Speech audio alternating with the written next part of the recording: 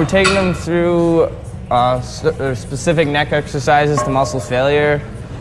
Each one's working different muscles. So I'm looking to make sure that he's moving his head in full range of motion so that he's touching his ear to this shoulder and then also over here. It's a really great way for kids to experience evidence-based strength training. This is a study that was done in conjunction with Dr. Ralph Cornwell's original research entitled Project Neck 1. So what this study did was add to the body of literature that's now showing that strengthening the neck helps to mitigate concussions and cervical spine injury. Can concussions be mitigated? Absolutely.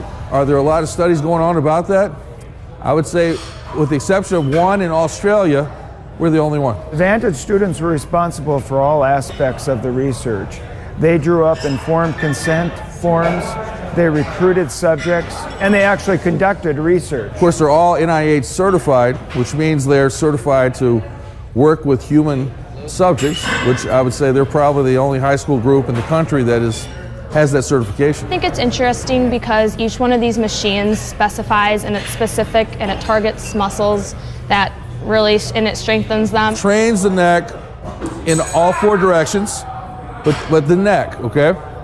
But also, it trains the muscles of the head. And what's so important about that is those muscles actually hold your head onto the spine. So if you don't want the head to move, you have to strengthen the muscles that hold the head still. Some people, they rely on the helmet, especially in football. And really the helmet is designed to keep you from cracking your skull. And it does a very good job at that, but it doesn't dissipate an enormous amount of energy. The brain is still moving inside the helmet. It's like an egg.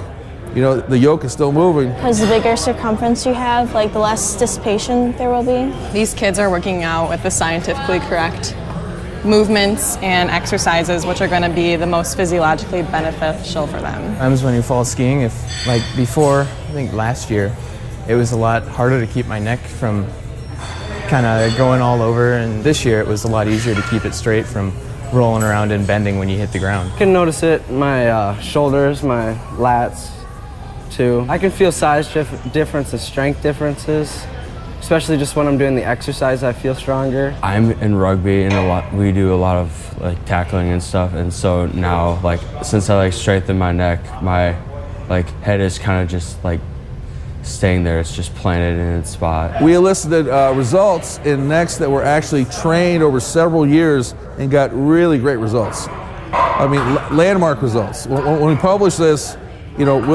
we'll be setting a new bar. Hopefully, through this, other high schools start saying, you know, we need to do this. And then instead of it trickling down from the NFL, really it's going to trickle. It's a trickle up effect. We're already making plans for Project Neck 3. And we'll be taking a look at, there's 11 exercises in the protocol right now. Can we get the same results if we split the protocol up and do it on separate days? So, and can we get the same results if we scale back the 11 exercises to say 7? To work with real people, which, especially in high school, is something, you know, a lot of people don't get an opportunity to do. Helps that you're like, you know, you're working with people, so you have to have kind of like, you know, bedside manner, I guess. It's very different because we're actually doing hands-on experience and we're training people. And it's innovative, it's never been done before. Push.